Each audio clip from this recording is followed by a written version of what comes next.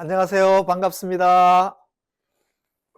저는 음치의 5대 정의를 만족시킵니다. 불러서 즐겁고 들어서 괴롭고 반주가 필요 없고 사절까지 다 부르고 혼자 감격하는 그런 능력이 있습니다. 그리고 또 한 가지 더 능력이 있는데 제가 모든 노래를 그 장르가 어떠하든지 불문하고 부르는 즉각 뽕짝으로 편곡하는 은사가 있습니다. 그런 능력을 가지고 제가 여러분들에게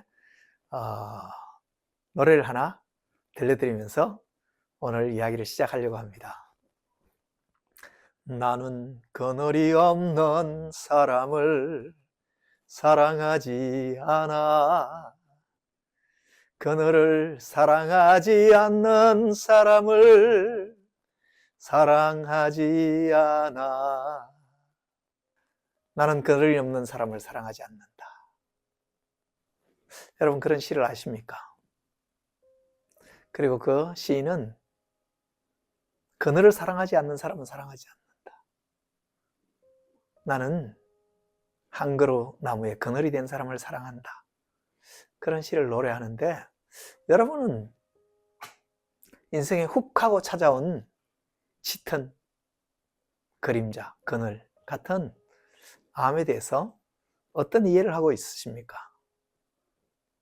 암은 여러분의 인생에서 만난 철전지 원수입니까? 아니면 암은 여러분에게 삶의 쉼과 회복을 제공해주는 안식의 그늘입니까? 암에 대해서 어떤 생각을 갖느냐에 따라서 우리는 암을 극복하기 위해서 취하는 방법론과 마인드셋, 마음의 자세가 굉장히 다를 거라고 생각합니다. 아둘람은 이런 모토를 가지고 운영되고 있습니다. 창조의학에 입각한 진리에 대한 순종이 실천되는 공동체의 공간. 말이 좀 어렵죠. 아둘람은 현대의학이나 한의학이나 대체의학에 입각한 것이 아니라 창조의학에 입각해서 질병을 바라보고 극복하려고 한다는 것입니다. 세상의 의학은 다양한 종류가 의학이 있습니다.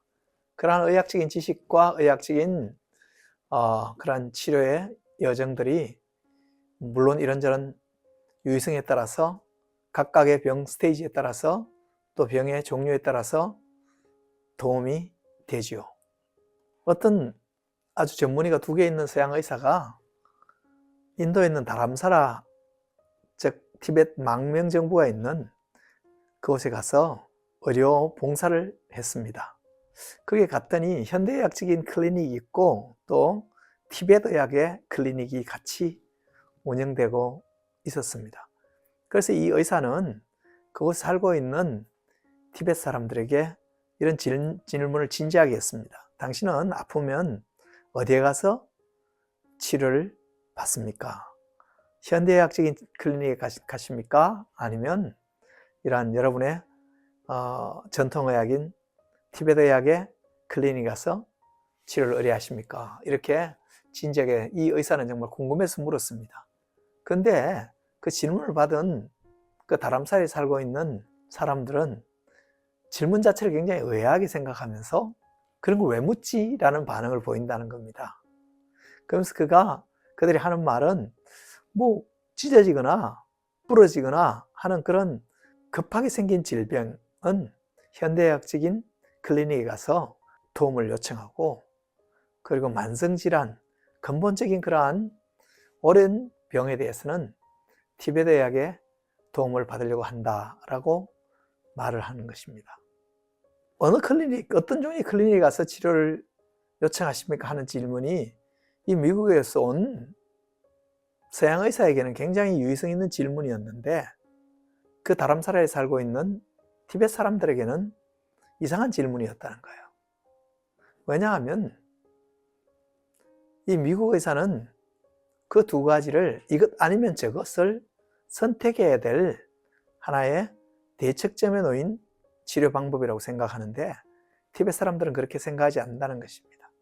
아마 한국 사람들도 이 현대의학적인 병원에 갈 때하고 한의원에 갈 때 자기 스스로 좀 병의 종류를 따라서 어디에 내가 의뢰해야지 하는 것을 구분하는 그런 경향성 또는 그런 지혜가 있죠.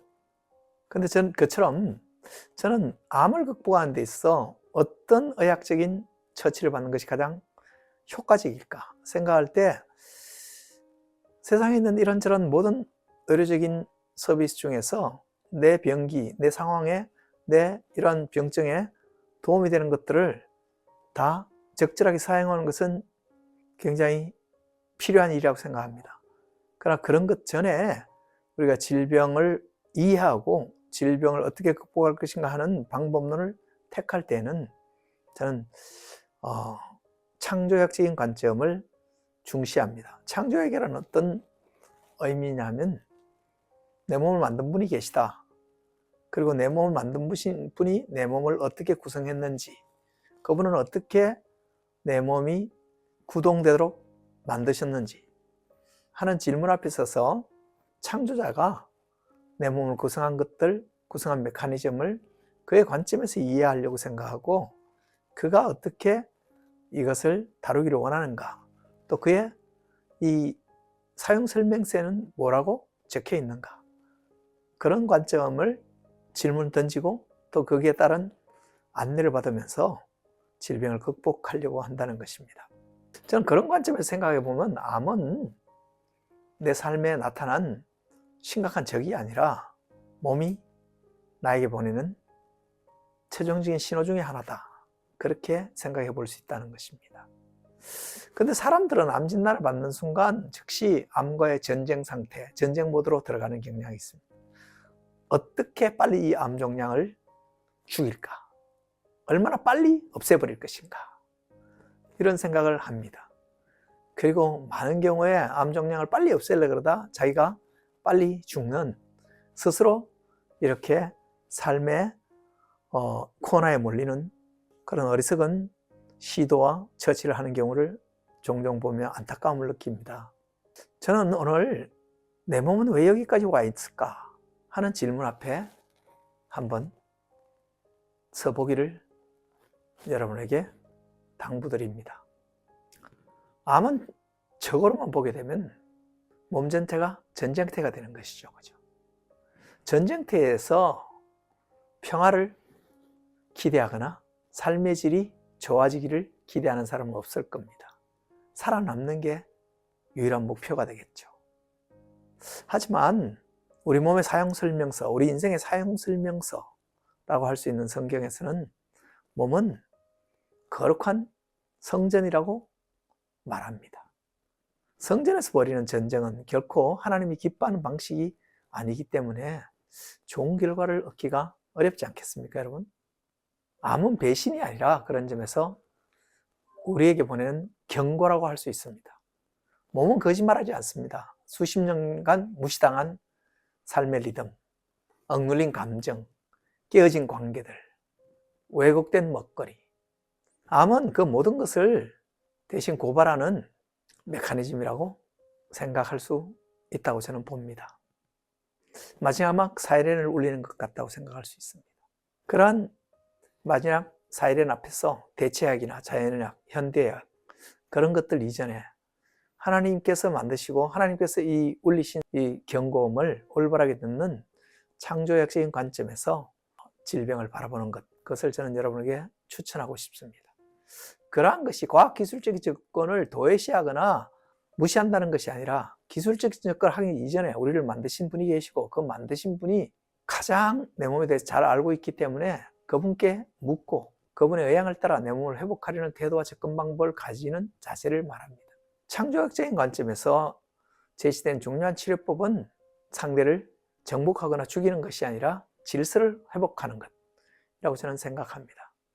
무엇을 할까 보다 무엇을 멈추게 할까 하는 것을 먼저 묻는 것이라고 생각합니다. 햇볕, 물, 공기, 음식, 쉼, 하나님이 처음 설계한 단순한 질서, 그런 것들이 뭔가, 그런 것들을 생각해보고 그 안에 수렴해 가는 것이죠. 치유는 복잡해질수록 멀어지는 경향이 있습니다.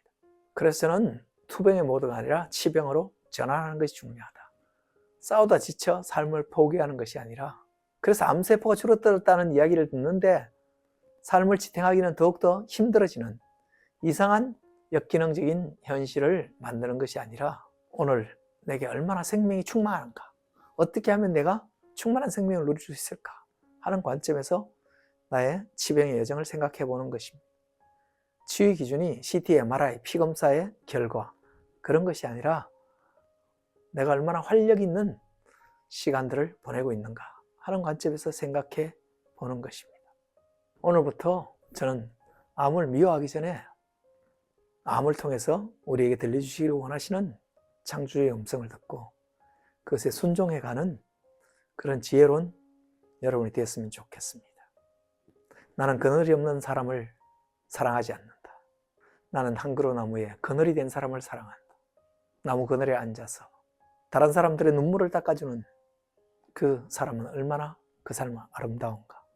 그렇게 노래하는 시인의 노래처럼 우리가 암을 통해서 참된 알아감이 있고 그것이 우리에게 떠난 삶으로 이끄는 복스러운 여정으로 나아갈 수 있기를 바랍니다.